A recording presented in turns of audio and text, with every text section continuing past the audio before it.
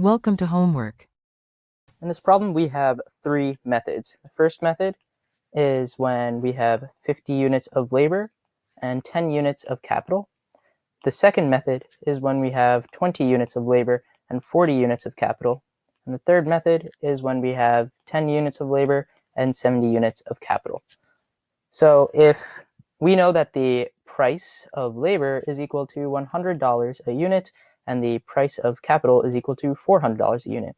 If we want to figure out what method should be chosen, we need to figure out when we can minimize costs. Minimize costs, because our goal is always to maximize profits, and maximize profits is equal to total revenue minus total cost. And we should be maximizing revenue and minimizing costs in order to maximize profits. We want that difference to be as great as possible. So in order to figure out costs, total cost is equal to wage times labor plus rent times capital. So we just have to multiply each of these combinations by their respective prices. So let's start off with method 1. That is equal to 50 units of labor times $100 for the wage plus 10 units of capital times $400. And this is equal to $9,000. When we talk about method 2, it will be equal to 20 times 100 plus 40 times 400, which is equal to $18,000. When we talk about method 3, that is equal to 10 units of labor times $100 for the wage plus 70 units of capital times $400 for rent, which is equal to $29,000. So in this situation, 9,000 is less than 18,000 and 29,000. So method 1 is the best choice.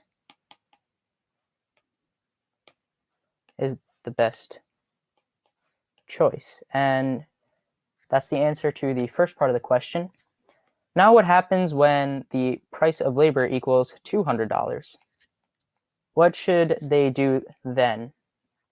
So we're going to have to do the same thing. We have to multiply each of the inputs by our new price of $200. So in method 1, that is equal to 200 times the number of inputs, which is 50 for labor, plus 10 times 400, which is equal to $14,000. Method 2, we have 20 units. We have 20 units of labor times $200 plus 40 times 400, which is equal to 20,000.